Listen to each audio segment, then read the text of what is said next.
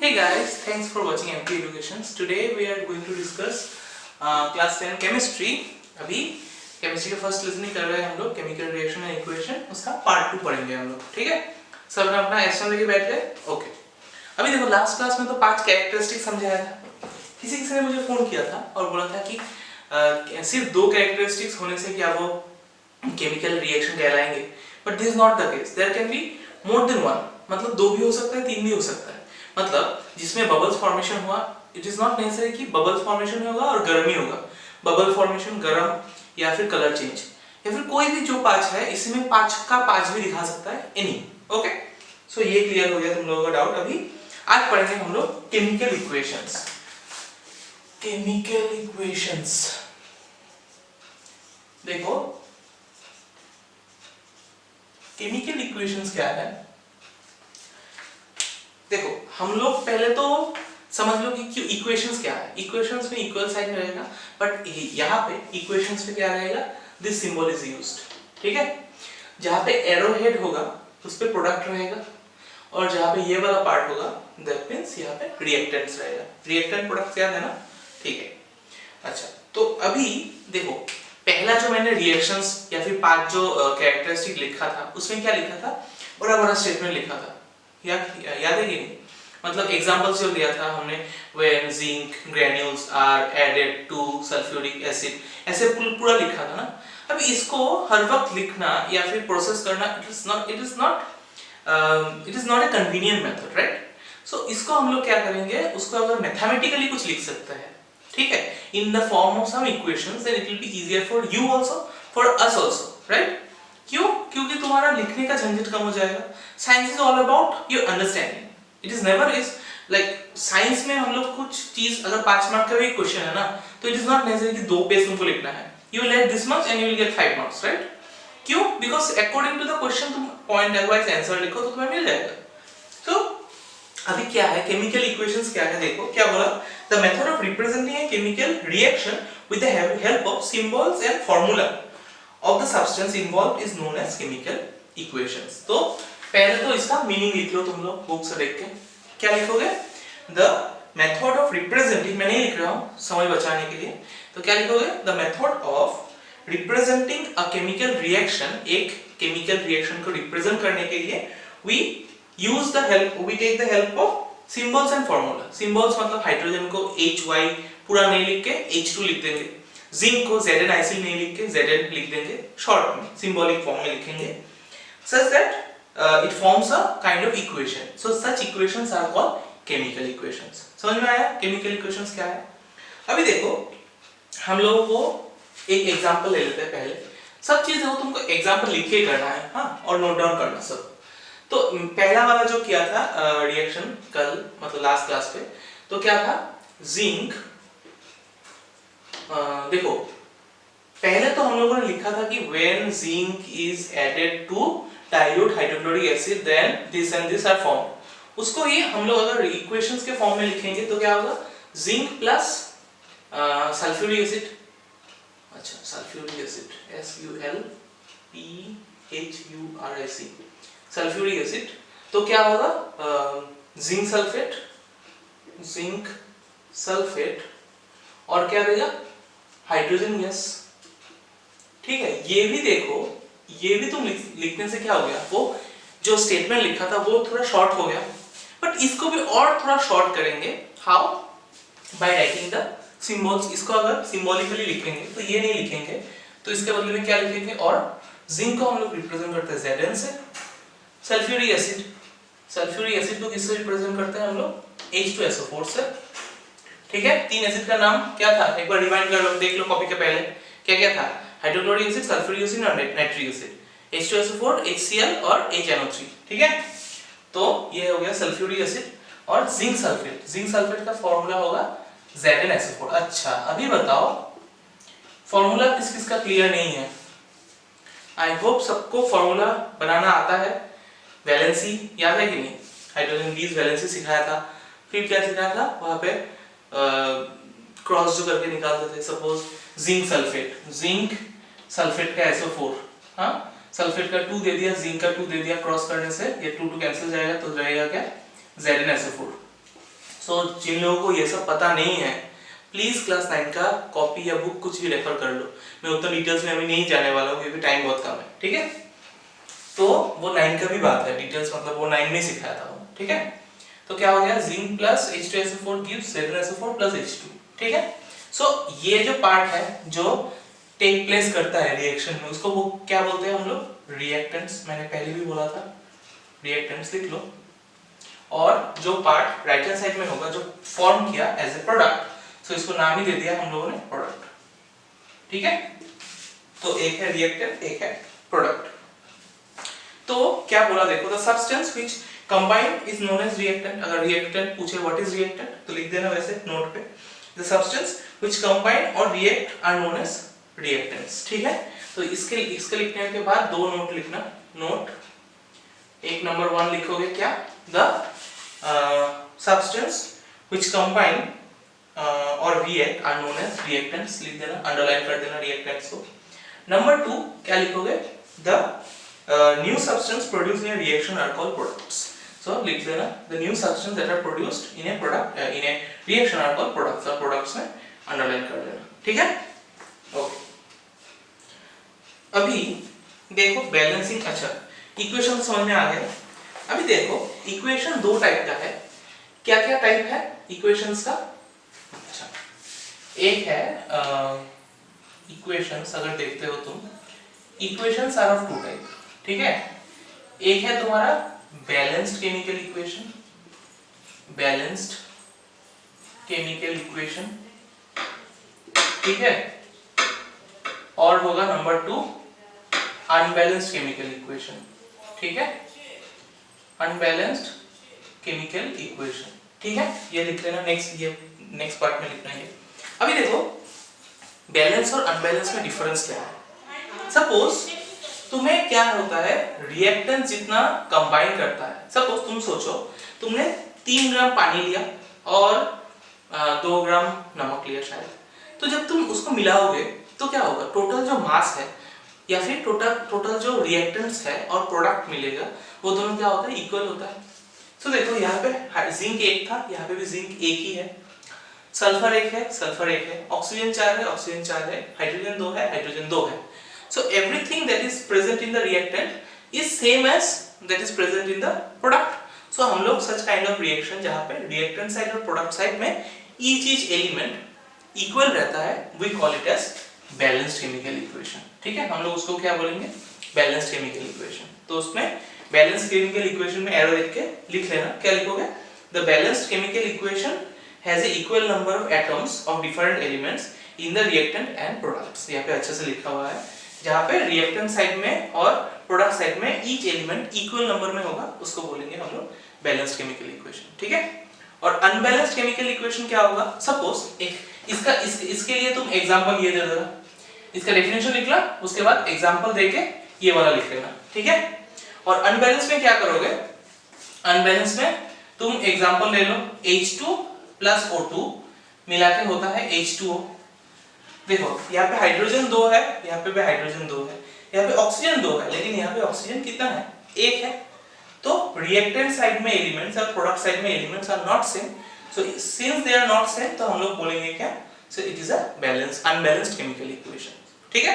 तो unbalanced chemical equation का क्या लिखोगे, an unbalanced chemical equation has unequal number of atoms of one or more elements of the reactants and products, ठीक है।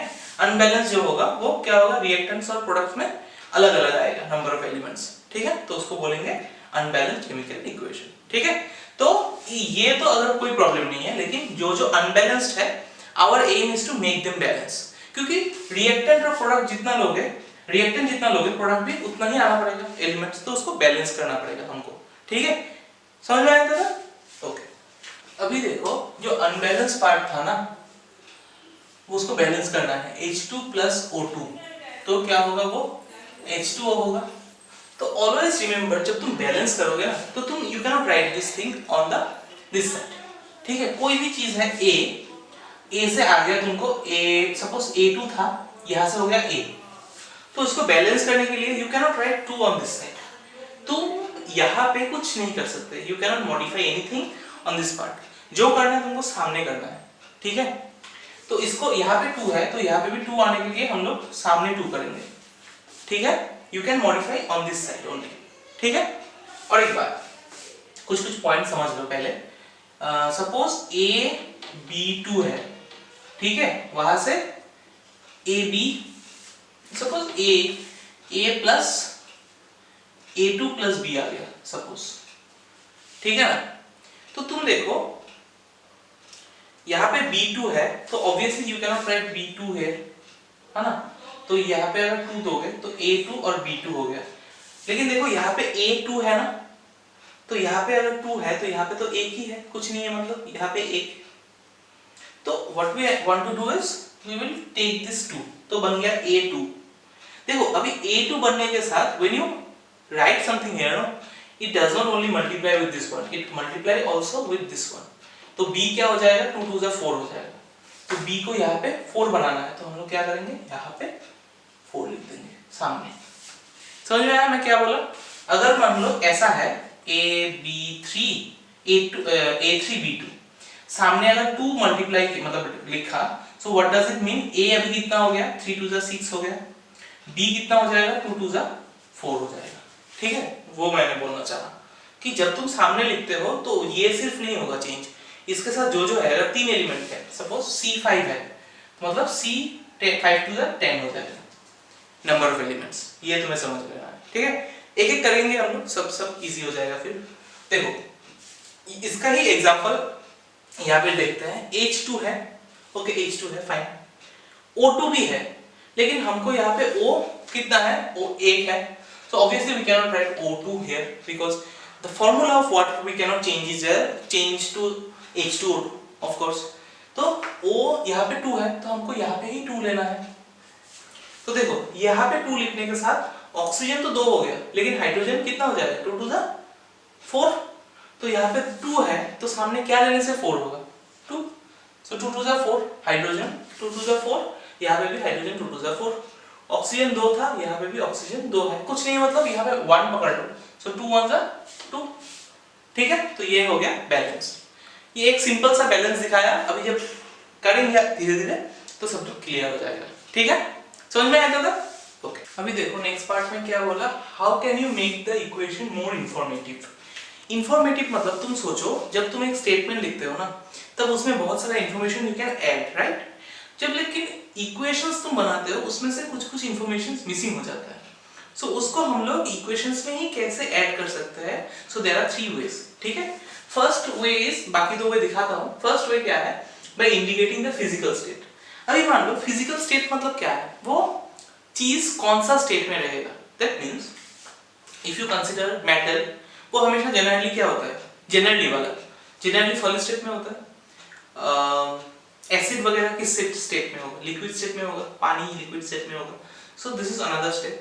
तो ये क्या है, फिजिकल स्टेट। मतलब इक्वेशंस लिखने के बाद if you mention the states in bracket, तो उसमें से इक्वेशन थोड़ा इंफॉर्मेटिव हो सकता है, ठीक है। सो फिजिकल स्टेट तो पहले जान लो क्या है फिजिकल स्टेट। फिजिकल स्टेट कितना है, देयर आर 4 फिजिकल स्टेट्स, ठीक है। फिजिकल स्टेट्स क्या क्या है, नंबर 1 क्या होगा, ये तो पता ही है तुम लोगों को, सॉलिड स्टेट लिक्विड स्टेट। तो number 1 is your solid state, generally metals जो होता है वो सॉलिड स्टेट में रहता है। नंबर 2 होगा तुम्हारा लिक्विड स्टेट। लिक्विड स्टेट में क्या होगा, पानी लिक्विड स्टेट में होगा, ठीक है। नंबर 3 गैसियस स्टेट, मतलब गैस, ठीक है। और नंबर 4 ये शायद नया सुनोगे तुम लोग, that is your aqueous state. Aqueous solution, AQ देख लेता हूं स्पेलिंग ठीक है कि नहीं,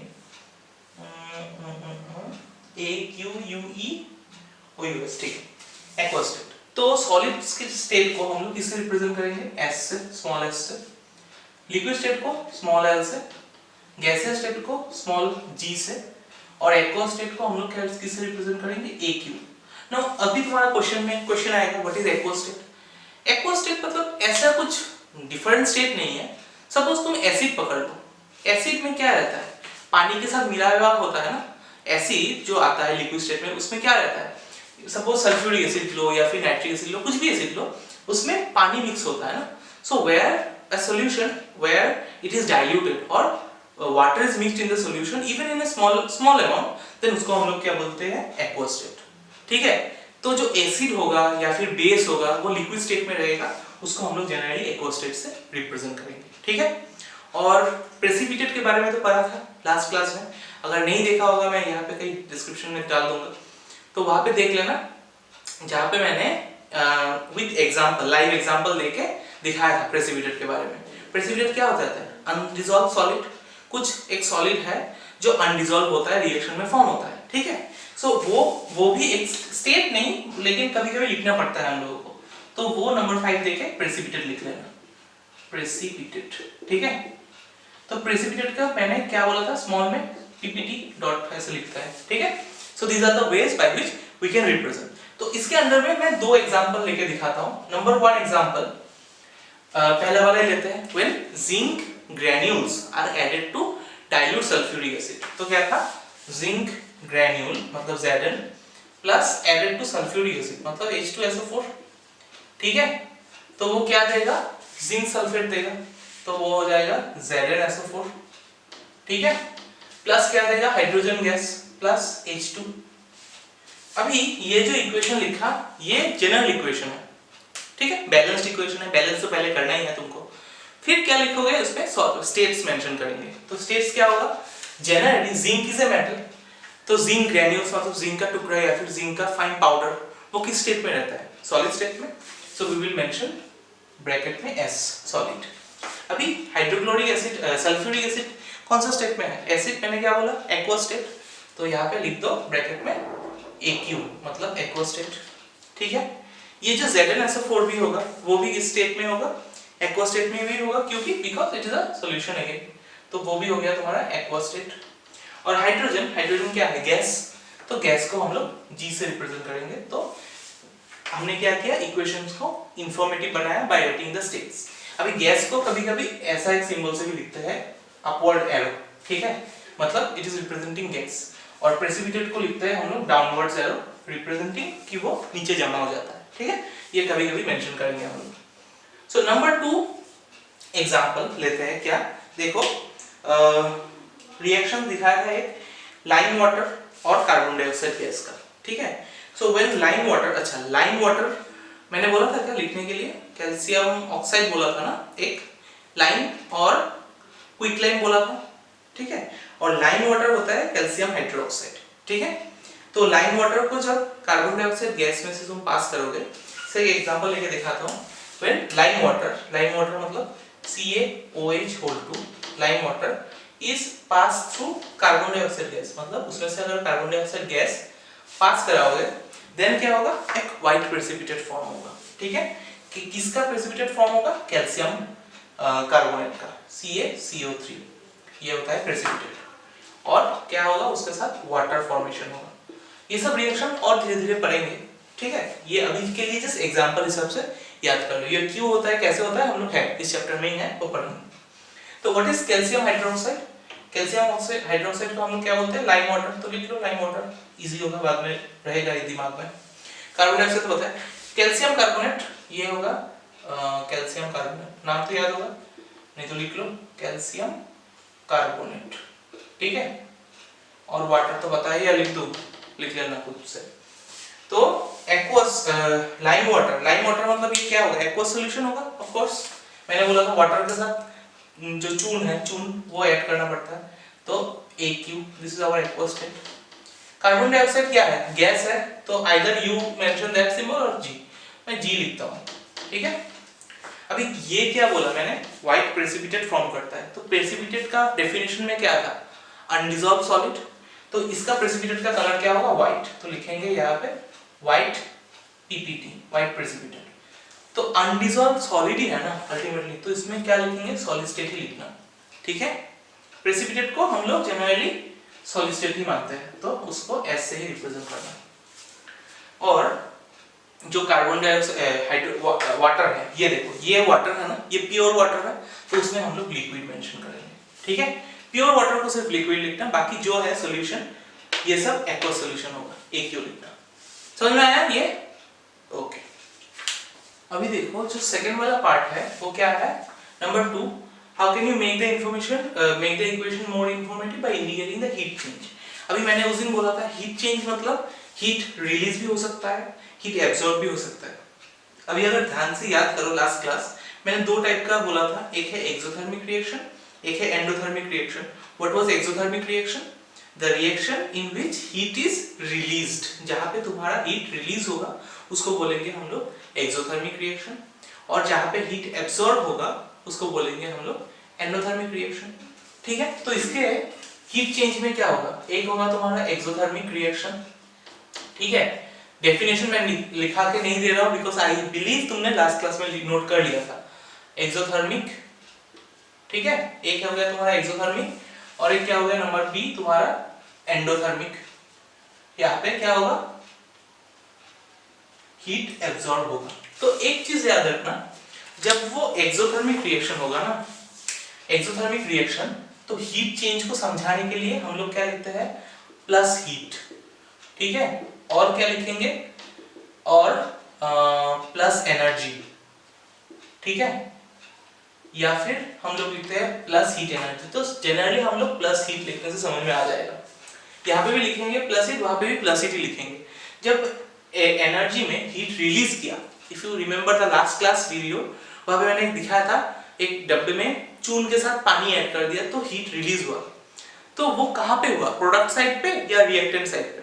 ऑब्वियसली प्रोडक्ट में आया ना हीट, तो हीट जो लिखोगे प्लस हीट वो कहाँ पे लिखोगे, ऑन द प्रोडक्ट साइड। ठीक है, on product side, product side. ठीक है, और एंडोथर्मिक को भी हम लोग क्या लिखेंगे, हीट प्लस हीट ही लिखेंगे। इसको भी क्या होगा, प्लस हीट ही होगा। लेकिन जो रिएक्शन होता है वो कोल्ड हो जाता है, मतलब ठंडा हो जाता है ना, तो इतना ठंडा होता है कि वो एटमॉस्फेयर से एनर्जी एब्सॉर्ब करके फिर रिएक्शन करता है। So since it is absorbing energy during the reaction taking place, वो प्रोडक्ट में फॉर्म नहीं करता है। सो इसको हम लोग कहाँ पे लिखेंगे, on the reactant side, on the reactant side. ठीक है,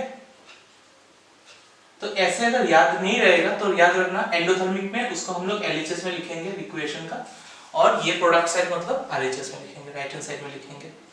ठीक है, दोनों का एक एग्जांपल देख लो, तीन एग्जांपल है शायद। Number 1 example, when carbon reacts with oxygen. ठीक है, कार्बन जब ऑक्सीजन में रिएक्ट करेगा तो क्या फॉर्म करेंगे, carbon dioxide gas. So this is your CO2। लेकिन जब ये रिएक्शन होता है उसमें क्या होता है, एनर्जी इज रिलीज्ड, तो क्या लिखेंगे, प्लस यहाँ पे हीट लिखेंगे। ठीक है, अभी देखो इंफॉर्मेटिव बनाने के लिए पहले क्या बोला था, स्टेट मेंशन करना है, सेकंड वाला ये, तो ये वाला लिखने के साथ साथ स्टेट मेंशन करना भूल मत जाना। So you have to mention the state. Carbon क्या होगा, इन सॉलिड स्टेट में मिलेगा। ठीक है, कोल हो सकता है, कुछ भी हो सकता है, any form of carbon. Oxygen क्या है, ये गैसियस स्टेट में है, सो G। कार्बन डाइऑक्साइड वो भी क्या है तुम्हारा, गैसियस स्टेट में है, तो ये वाला तो मेंशन करना ही है, और हीट। ठीक है, अच्छा नंबर 2 देखो एग्जांपल क्या है। देखो यहाँ पे है नेचुरल गैस मतलब मीथेन। मीथेन जब बर्न करता है इन प्रेजेंस ऑफ ऑक्सीजन, तब भी क्या होता है, कार्बन डाइऑक्साइड फॉर्म होता है, वाटर फॉर्म होता है और हीट एनर्जी रिलीज करता है। ठीक है, तो इसको भी हम लोग लिखेंगे पहले। तो क्या होगा, मीथेन CH4 लिख दो नीचे, मीथेन बोल के। मीथेन जब किसके साथ रिएक्ट करेगा, ऑक्सीजन के साथ, तो क्या फॉर्म करेंगे, मीथेन प्लस ऑक्सीजन गिव्स क्या लिखा था, कार्बन डाइऑक्साइड गैस, वाटर मतलब H2O प्लस तुम्हारा एनर्जी। ठीक है, ओके। तो इसमें से मीथेन मतलब ये गैसियस फॉर्म में होगा, ऑक्सीजन भी गैसियस फॉर्म में होगा, कार्बन डाइऑक्साइड भी गैसियस फॉर्म में होगा, लेकिन वाटर किसमें होगा, ये तो लिक्विड स्टेट में है। ठीक है, इतना करके भूल मत जाना, हम लोगों को बैलेंस भी करना है। ठीक है, तो इसको बैलेंस करते हुए देखो, पहले देख लो ऑक्सीजन कितना है, यहाँ पे 2 और यहाँ पे 1, 3। तो 3 तो तुम कैसे बनाओगे, तुम यहाँ पे 1 लिखने से तो 2 1 2 ही होगा, तो 3 तो नहीं होगा, तो उसको 4 में कन्वर्ट करते हैं। तो यहाँ पे 2 लिख लेते हैं। 2 लिखने के साथ साथ ये क्या हो जाएगा, ऑक्सीजन 2 और ये 2 4। तो ऑक्सीजन 2 है तो सामने अगर 2 लिखोगे तो ऑक्सीजन क्या हो गया, 2 2 4। देखो अभी हाइड्रोजन 2 था, जब 2 लिखा तो क्या हो गया, 2 2 4। तो carbon hydrogen is already 4। Carbon एक था, कार्बन एक है, so now it is balanced or not? Of course it is balanced. तो ये हो गया तुम्हारा सेकंड रिएक्शन। ठीक है, अभी नंबर 3 में आते हैं। नंबर 3,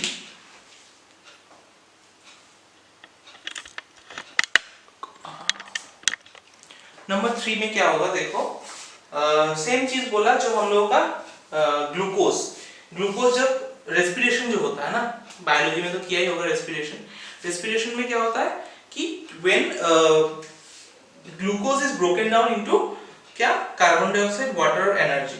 ठीक है, तो ग्लूकोज प्लस ऑक्सीजन, तो सेकंड थर्ड वाला इक्वेशन क्या होगा, ग्लूकोज का फॉर्मूला है C6H12O6। ठीक है, ये ग्लूकोज का फॉर्मूला है, प्लस ऑक्सीजन मतलब O2, that will give us what, carbon dioxide मतलब CO2 प्लस वाटर प्लस क्या देगा, एनर्जी देगा। ठीक है, तो पहले तो तुम क्या स्टेट मेंशन कर लो। ग्लूकोज मतलब वो एक्वस स्टेट में होगा, ये एक्वस लिख लो। Oxygen will be in gaseous state, carbon dioxide will be in gaseous state, water will be in liquid state. ठीक है, अभी देखो कार्बन कितना है, 6 है, तो यहाँ पे तो 6 नहीं है, कार्बन 1 है, तो सामने 6 लिख दो टू मेक इट 6। अभी जो कार्बन 6 करने के साथ साथ ऑक्सीजन कितना हो जाएगा, हाइड्रोजन कितना है, 12 है, तो हाइड्रोजन क्या होगा, यहाँ पे कुछ नहीं है तो 6 दे दो, 2 है ना, कुछ नहीं है मतलब 2 है, तो 2 6 12, तो हाइड्रोजन मिल गया 12, कार्बन मैच हो गया 6, हाइड्रोजन मैच हो गया 12। ठीक है, अभी ऑक्सीजन देखो इस साइड में कितना है, ऑक्सीजन 2 है, 2 और यहाँ पे 6, मतलब 6 2 जा 12, यहाँ पे भी ऑक्सीजन 6 प्लस 12 कितना हो गया, 6 प्लस 12 18 हो जाएगा ना। ओ 18 होने से तो प्रॉब्लम है, क्या करेंगे, कार्बन, ओ नहीं यहाँ पे कहाँ पे है, यहाँ पे तो ऑक्सीजन 6 2 जा 12, हाँ, और यहाँ पे कितना है 6 मतलब 18, तो यहाँ पे 6 है, 6 चला गया तो कितना बचा, 12 बचा, तो 12 में से 2 है यहाँ पे, तो यहाँ पे 6 दे दो, मतलब 6 2 जा 12 प्लस 6 मिला के हो गया 18, इस साइड में भी 18, तो बैलेंस्ड। ठीक है, समझ में आया इतना तक? अभी देखो एंडोथर्मिक रिएक्शन का एग्जांपल देते हैं दो। फर्स्ट एग्जांपल तो एकदम इजी वाला है, जब कैल्शियम कार्बोनेट को, कैल्शियम कार्बोनेट क्या था, CaCO3, इसको तुम जब हीट करोगे मतलब प्लस हीट दोगे, हीट, तो क्या होता है उसमें से कैल्शियम ऑक्साइड फॉर्म होता है, मतलब CaO इज फॉर्म्ड। ठीक है, उसके साथ क्या होता है, कार्बन डाइऑक्साइड गैस भी फॉर्म होता है, मतलब CO2।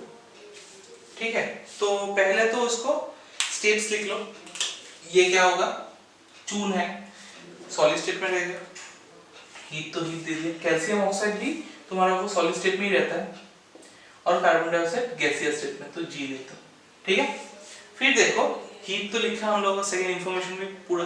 अभी क्या होगा, बैलेंस करना पड़ेगा। देखो कैल्शियम 1 है, कैल्शियम 1 फाइन, कार्बन 1 है, कार्बन 1 है फाइन, ऑक्सीजन 3 है, ऑक्सीजन 2, 1 प्लस 2 3, तो दो साइड में ये बैलेंस्ड है, तो तुमको कुछ करने की जरूरत नहीं है। तो this is the first example. Example 2 देखो, वाटर को, वाटर से हम लोग कैसे हाइड्रोजन और ऑक्सीजन सेपरेट करते हैं, बाय मेथड कॉल्ड इलेक्ट्रोलाइसिस। वो शायद किया होगा हीट में। तो क्या करते हैं, वहां पे वाटर में तुम अगर इलेक्ट्रिसिटी छोड़ दोगे ना, तो एक एंड से हाइड्रोजन गैस का बबल फॉर्म होगा, एक एंड से ऑक्सीजन का बबल फॉर्म होगा, एंड वहां पे क्या देते हैं हम लोग, हीट देते हैं। Now this energy can be in terms of heat, heat के टर्म्स में भी हो सकता है, इलेक्ट्रिसिटी के टर्म्स में भी हो सकता है। ठीक है, तो वो टाइप्स ऑफ डिकम्पोजिशन रिएक्शन जब पढ़ेंगे उसमें है। तो यहाँ पे क्या लिखेंगे, वाटर, जब ने हम उसको हीट अप्लाई किया या फिर एनर्जी अप्लाई किया, तो हो जाएगा वो हाइड्रोजन प्लस ऑक्सीजन। तो ये भी बैलेंस नहीं है, तो वाटर तो लिक्विड स्टेट में है, hydrogen will be in gaseous state, oxygen भी गैसियस स्टेट में होगा। ठीक है, तो वाटर को जब तुम हीट दोगे तो क्या होगा, हाइड्रोजन और ऑक्सीजन रिलीज होगा। तो अभी बैलेंस करो, हाइड्रोजन 2 हाइड्रोजन 2, ऑक्सीजन 2 है, लेकिन ऑक्सीजन यहाँ पे क्या है, सिर्फ एक ही है, तो यहाँ पे तो 2 नहीं लिख सकते, so you have to do write 2 है, तो ऑक्सीजन 2 हो गया। अभी हाइड्रोजन क्या होगा, 2 2 4, तो यहाँ पे हाइड्रोजन 2 दे दो तो बन गया 4। ठीक है, तो इंफॉर्मेशन सेटिस्फाई किया, दो इंफॉर्मेशन, एक है स्टेट्स मेंशन कर दिया, एक है हीट भी मेंशन कर दिया और बैलेंस भी कर दिया। ठीक है, सो ये हो गया तुम्हारा सेकंड। समझ में आया था? ओके, अभी देखो थर्ड जो है तुम्हारा वो क्या है, to indicate the conditions under which the reactions takes place. तो कंडीशंस मेंशन करना मतलब देखो हमेशा क्या होता है, रिएक्शन तुम अगर दोनों चीज दो रिएक्टेंट को मिलाओगे तो ही रिएक्शन होगा, it is not the case. ठीक है, तो रिएक्शन होने के लिए sometime it requires a condition. जैसे कोई रिएक्शन ठंडा एटमॉस्फेयर पे होता है, कोई रिएक्शन होने के लिए हम लोग हीट करना पड़ता है। जैसे तुम समझ लो एक आयरन का टुकड़ा है, उसको तुम अगर पानी में डुबाओगे तो रिएक्शन होगा नहीं, but if you heat the rod then you put it inside the water, then वहां से तुम्हें धुआं निकलेगा, मतलब रिएक्शन टेक प्लेस हो। ठीक है, सो हम लोगों को we have to mention the conditions. ठीक है, तो कंडीशंस मेंशन करने के लिए हम लोग तो क्या करते हैं, पहले एक एग्जांपल देख लो क्या है। देखो व्हेन पोटेशियम क्लोराइड, तो पहले एग्जांपल नंबर 1 लिखो यहाँ पे, एग्जांपल 1 यहाँ पे ना एग्जांपल तुम लिख लो, पहले स्टेटमेंट वाइज लिख लो क्योंकि ये इंपॉर्टेंट है पॉइंट। लिखोगे when potassium chlorate, potassium chlorate मतलब इसका फार्मूला है KClO3, potassium chlorate is heated in presence of manganese dioxide catalyst, manganese dioxide catalyst MnO2। ठीक है, catalyst it decomposes to form potassium chloride and oxygen gas, तो वो decompose होगा potassium chloride और oxygen gas. अभी ये सब जरूरत नहीं है, सिर्फ ये लिख लो स्टेटमेंट, उसके बाद हम लोग लिखेंगे ये वाला। तो ये हो गया पोटेशियम क्लोराइड, यहाँ पे ब्रैकेट में लिख दो potassium chloride reacts with is heated in presence of manganese dioxide catalyst. अभी देखो तुम लोगों के दिमाग में क्वेश्चन आएगा, अच्छा मैंगनीज डाइऑक्साइड कैटलिस्ट MnO2 होता है, ठीक है, और हीटेड बोला, हीट का सिंबल हम लोग ये यूज करते हैं ट्रायंगल, इसको क्या बोलते हैं, इसको डेल्टा बोलते हैं।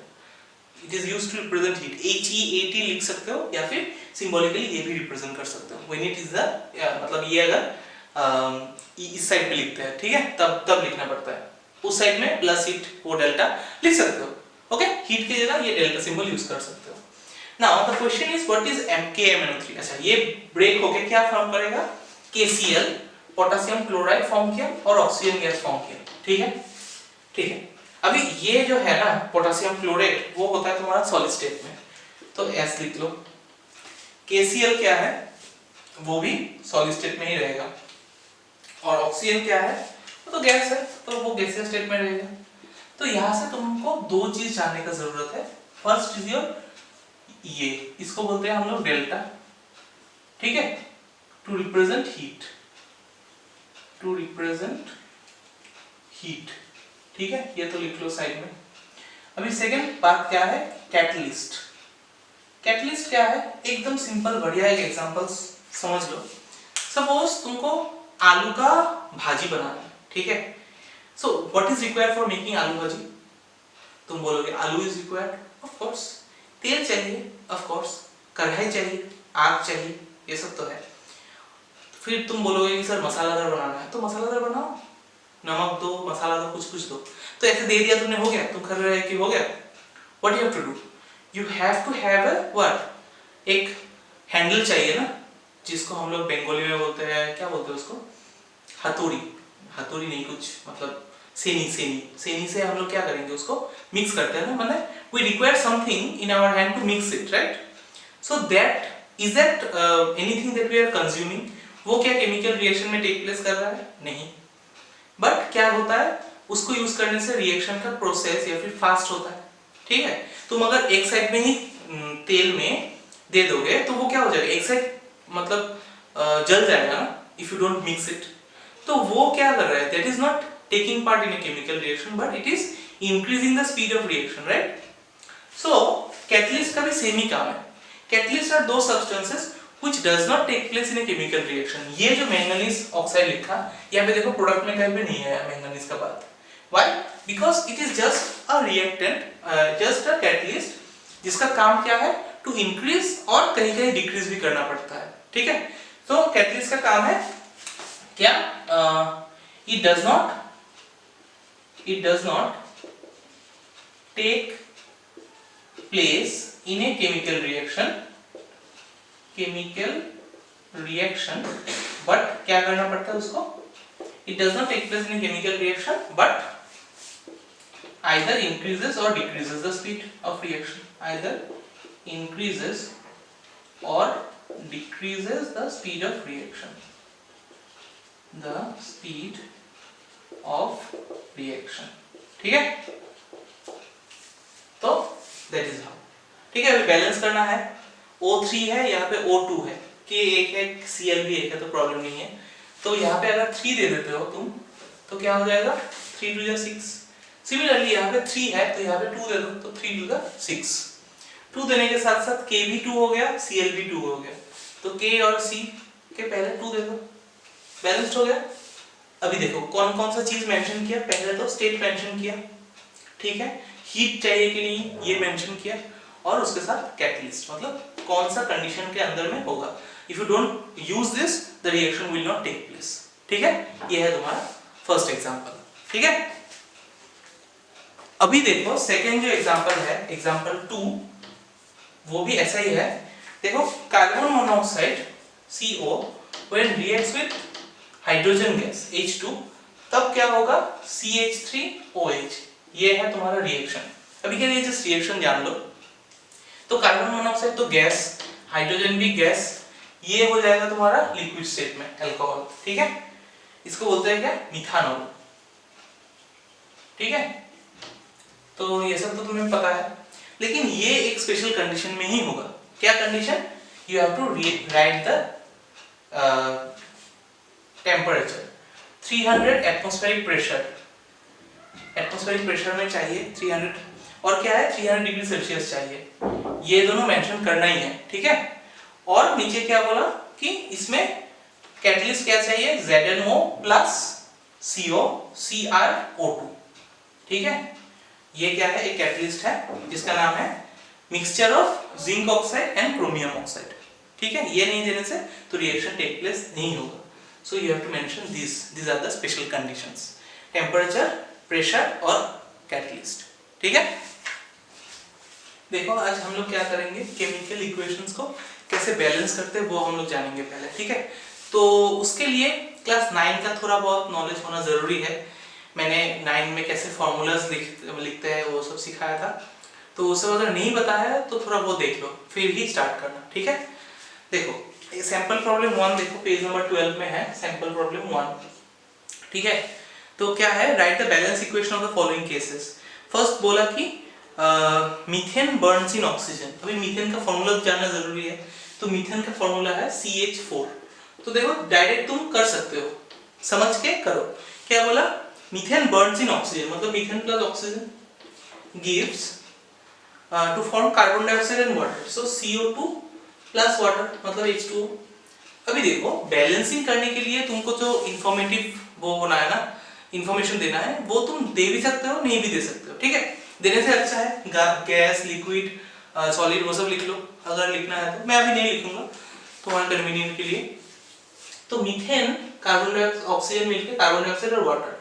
तो देखो यहाँ पे ऑक्सीजन 2 है, यहाँ पे ऑक्सीजन 2 और एक 3 है, लेकिन हाइड्रोजन 4 है ना, तो यहाँ पे 4 बनाने के लिए 2 है तो सामने 2 देना पड़ेगा, देन हाइड्रोजन विल बिकम 2 2 4, 2 2 4 हो गया।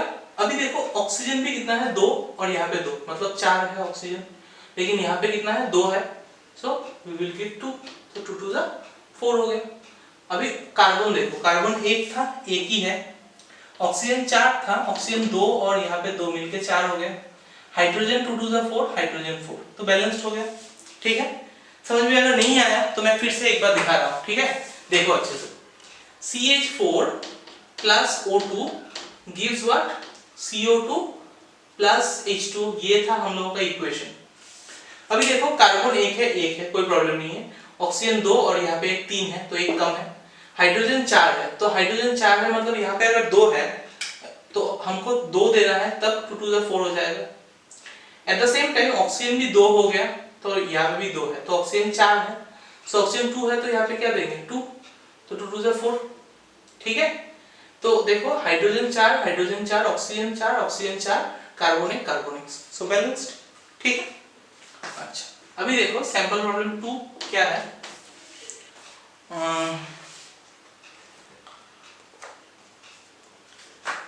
Convey the following information in the form of balanced chemical equation. तो क्या है, on adding aqueous solution of sodium hydroxide बोल दिया NaOH, इसीलिए मैंने बोला सोडियम हाइड्रोक्साइड का जो फॉर्मूला है ये अगर निकालना नहीं आता so don't go for this, first you understand class 9 का कॉपी या फिर बुक चेक करता है पे ऐसा कैसे फॉर्मूला निकालते हैं। सोडियम का वैलेंसी 1 है, हाइड्रोक्साइड का वैलेंसी 1 है, क्रॉस करने से NaOH आता है, ठीक है, वो सब पहले देख लो। तो sodium hydroxide reacts with what to form, अच्छा, on adding aqueous solution of sodium hydroxide to an aqueous solution of copper sulphate, मतलब प्लस कॉपर सल्फेट मतलब CuSO4, तो क्या देगा हम लोगों का टू गिव कॉपर हाइड्रोक्साइड। अभी कॉपर हाइड्रोक्साइड का फॉर्मूला अगर नहीं जानते हो तो नहीं पता कर सकोगे। सो कॉपर हाइड्रोक्साइड इज CuOH2, ठीक है, हाइड्रोक्साइड का 1 और कॉपर का वैलेंसी 2, तो क्रॉस करने से CuOH, और क्या रहेगा सोडियम सल्फेट, ठीक है। तो सोडियम सल्फेट का भी फॉर्मूला जानना है, सोडियम का वैलेंसी 1, सल्फेट मतलब SO4 का वैलेंसी 2, तो N2SO4 होगा, Na2SO4, ठीक है। अभी इसको बैलेंस करना सीखो। तो कॉपर कितना है, कॉपर 1 है, यहाँ पे भी 1 है, फाइन। सोडियम 1 है, सोडियम 2 है, तो हम लोगों को यहाँ पे सोडियम कितना देना है, 2 देना है, तो सोडियम 2 हो गया। तो सोडियम 2 होने के साथ साथ ऑक्सीजन भी 2 हो गया, और यहाँ पे 4 था, 4 + 2 मिलके हो जाएगा ऑक्सीजन 6। तो देखो ऑक्सीजन यहाँ पे 4 है और यहाँ पे OH2 होल 2 मतलब ऑक्सीजन का भी 2, हाइड्रोजन का भी 2, तो 4 + 2 मिलके हो जाएगा 6, तो ऑक्सीजन भी बैलेंस्ड है। हाइड्रोजन कितना है, 2 है, यहाँ पे भी हाइड्रोजन 2 है, तो सोडियम ऑक्सीजन हाइड्रोजन बैलेंस है, कॉपर भी बैलेंस है। अभी सल्फर यहाँ पे 1 था, तो यहाँ पे सल्फर 1 है, तो बैलेंस्ड हुआ कि नहीं, हो गया, ठीक है। समझ में आया, सिर्फ एक ही चेंज है यहाँ पे, ओके, समझ में आया इतना तक। मैंने स्टेट मेंशन नहीं किया सॉलिड लिक्विड, वो अगर एग्जाम में आता है तो मेंशन करो, otherwise don't no need to give, ठीक है। अच्छा, ये भी नेक्स्ट सैंपल प्रॉब्लम जाने से पहले एक नोट लिखो। नोट पे क्या लिखेंगे, तीन नाम है, तो तुमको याद रखना है, क्या 3 नाम है। Number 1 is your iron 2 oxide, ठीक है, नंबर 1 आयरन 2 ऑक्साइड, ये कॉपी का एकदम सामने लिखो। आयरन 2 ऑक्साइड ये अगर आता है तो तुम्हारा फॉर्मूला होगा FeO, ठीक है, इसको बोलते हैं फेरस ऑक्साइड, ठीक है। आयरन 2 ऑक्साइड मतलब क्या है, इसका फॉर्मूला मतलब नाम फेरस ऑक्साइड, ठीक है। नेक्स्ट है आयरन 3 ऑक्साइड, ठीक है, नंबर 2 लिख दो, आयरन 3 ऑक्साइड मतलब यहाँ पे 3 होगा। ये क्यों होगा, कैसे होगा, अभी जानने की जरूरत नहीं, वो सब 11-12 में मिलेगा। तो आयरन 3 ऑक्साइड, उसका फॉर्मूला, उसका नाम तो आयरन 3 ऑक्साइड है और उसका फॉर्मूला है Fe2O3, Fe2O3, ठीक है। उसको बोलते हैं हम लोग ferric oxide, FeRric, ferric oxide, ठीक है। ये हो गया तुम्हारा सेकंड याद रखने का। और थर्ड जो याद रखोगे उसको बोलते हैं आयरन 2,3 ऑक्साइड, मतलब ऐसे लिखते हैं उसको, आयरन 2,3, 2 लिखोगे, कॉमा दोगे, 3 लिखोगे, आयरन 2,3 ऑक्साइड, ठीक है। वो कैसे लिखेंगे हम लोग, Fe3O4, वो हो जाएगा Fe3O4, ठीक है। और उसका नाम क्या है, उसका नाम है उसका नाम था क्या, मैग्नेटिक आयरन ऑक्साइड, ठीक है, मैग्नेटिक आयरन ऑक्साइड, ठीक है। ये 3 चीज एकदम कॉपी के पहले नोट करके रखो, और यहाँ पे भी, यहाँ पे लिख रहे हो वहां पे भी नोट करके रखो, ये जरूरत पड़ेगा, ठीक है। समझ में आया तक, ओके। अभी देखो नेक्स्ट वाला जो है वो भी सैंपल प्रॉब्लम 3, देखो क्या बोला, right the balance chemical equation of the following heated iron metal. तो आयरन मेटल को हम लोग Fe लिखेंगे, ठीक है। उसके साथ क्या ऐड किया, heated iron metal react with steam. अभी स्टीम मतलब क्या होता है, वाटर ही होता है, ठीक है, इन वेपर स्टेट, तो नीचे सिर्फ लिख दो स्टीम बोल के, ठीक है, कोई प्रॉब्लम नहीं है। तो क्या देगा, टू फॉर्म आयरन 2,3 ऑक्साइड। अभी बोला आयरन 2,3 ऑक्साइड का फॉर्मूला क्या है, Fe3O4, ठीक है, प्लस तुम्हारा क्या देगा हाइड्रोजन गैस, ठीक है, प्लस H2। तो पहले ये लिख लो, फिर बैलेंस करना पड़ेगा हमको। तो बैलेंस कैसे करेंगे, देखो Fe यहाँ पे कितना है, 3 है, ऑक्सीजन कितना है, 4 है, ठीक है। तो ऑक्सीजन 4 है तो ऑक्सीजन तो 1 है यहाँ पे, तो सामने 4 देना पड़ेगा। Sorry my battery was dead. यहाँ पे देखो तो हम लोगों ने 4 में आयरन, अच्छा ये मैंने क्या बोला था बैटरी रेड होने से पहले, तो ये है तुम्हारा इक्वेशन, रेड वाला इंक को मत देखो। तो देखो ऑक्सीजन कितना है, ऑक्सीजन 4 है, तो हाइड्रोजन कितना है, 2 है। तो ऑक्सीजन 4 है, इसलिए अगर हमने 4 लिखा है यहाँ पे 4, सो ऑक्सीजन विल बिकम 4।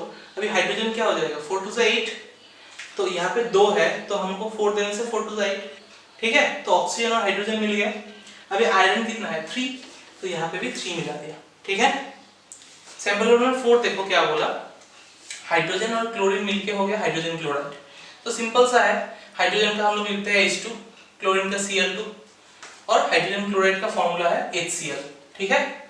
तो हाइड्रोजन 2 है, क्लोरीन 2 है, तो यहाँ पे भी सामने अगर 2 लोगे तो क्लोरीन भी 2 हो जाएगा, हाइड्रोजन भी 2 हो जाएगा, तो बैलेंस है ऑलरेडी, ठीक है, कोई प्रॉब्लम नहीं है इसकी तक।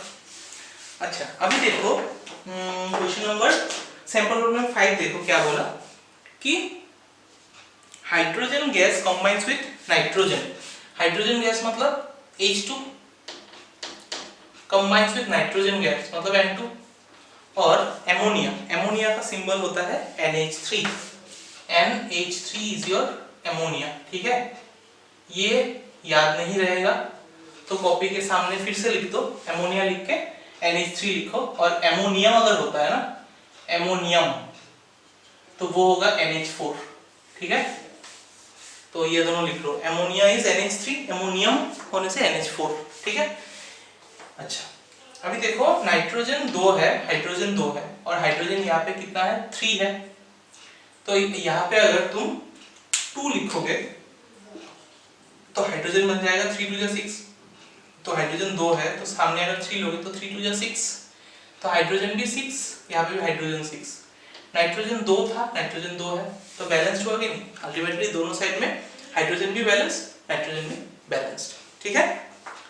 अच्छा अभी आते हैं एग्जांपल 6। एग्जांपल 6 क्या बोला, sodium metal reacts with water, sodium metal reacts with water. देखो अभी sample problem 6 SP6, sodium metal मतलब Na reacts with water मतलब H2O to give sodium hydroxide मतलब NaOH is the formula of sodium hydroxide, और क्या देगा, sodium hydroxide and hydrogen मतलब plus H2, ठीक है। अभी बैलेंस करो, देखो सोडियम 1 है, सोडियम 1 है, ठीक है, ऑक्सीजन 1 है, ऑक्सीजन 1 है, ठीक है। हाइड्रोजन यहाँ पे 2 और 3, यहाँ पे लेकिन 2 है, ठीक है। तो एक काम करो, यहाँ पे 2 लिख दो तो क्या हो जाएगा, हाइड्रोजन 2 और 2 मिलके 4 हो गया। तो यहाँ पे भी अगर, अच्छा वो नहीं होगा ना, हाइड्रोजन यहाँ पे, अच्छा यहाँ पे अगर 2 दोगे तो क्या हो जाएगा, 4 हो जाएगा। तो यहाँ पे 2 देने से देखो हाइड्रोजन कितना हो गया, 2 2 4, हाइड्रोजन 2 और 2 मिलके 4, ऑक्सीजन कितना है 2, ऑक्सीजन कितना है 2, सोडियम भी 2 हो गया, तो सोडियम के पहले भी 2 लगा दो, बैलेंस हो गया, समझ में आया। ओके नेक्स्ट SP7, ये था 6। 7 में क्या बोला देखो, right the balance equation, magnesium burns in oxygen, तो magnesium is Mg, burns in oxygen मतलब O2, ठीक है, gives what, magnesium oxide, magnesium oxide मतलब MgO, एक ये पहला ही इक्वेशन किया था हम लोगों ने। ऑक्सीजन 2 है, यहाँ पे तो 2 नहीं दे सकते, तो सामने 2 दो देने के साथ साथ मैग्नीशियम भी कितना हो जाएगा 2, तो मैग्नीशियम भी 2, सो 2 Mg प्लस O2, तो हो गया 2 Mg, बैलेंस्ड, ठीक है। इतना तक ही था। अभी होमवर्क का टाइम, जो मेरा फेवरेट है, होमवर्क देखो अभी क्या है, ये पॉज करके उठा लेना पहले ही। देखो होमवर्क तो अभी अच्छा लगेगा मुझे, लास्ट क्लास होमवर्क नहीं दिया था तो इस बार थोड़ा ज्यादा होगा। तो 1 से लेके तो 16 तक करना ही है। पेज नंबर 18 का 1 से लेके 16 तक करना है, वो तो बैलेंसिंग वाला पार्ट आ ही जाएगा उसमें से। और 17 का मैं बोल रहा हूँ क्या क्या करते हैं। 17 का सी, 18 का सी, 19 का 19 तो 19 पूरा, 20 का बी, 21 का बी, ठीक है, 22 बी सी, 22 का बी और सी मार्क कर लो, 24 का सारा, 25 का सारा, 26 का सारा, 27, हाँ 27, 28, 29, 30, हाँ सारा ही, मतलब 27 से 32 तक करो, ठीक है। ज्यादा होमवर्क नहीं दिया, इतना ही दिया, ठीक है। करके मुझे भेजना, और पहले वाला जो जो लिखा वो भी उठा के मुझे भेजना, ठीक है। आई वांट टू चेक कि तुमने कैसे लिखा। ओके, वीडियो अगर पसंद आ गया है तो लाइक कर देना, सब्सक्राइब तो कर ही दिया होगा, नहीं तो कर देना क्योंकि ये मुफ्त है। और मिलते हैं अगले वीडियो में। टिल देन सब लोग घर पे रहना, सेफ रहना, बाय।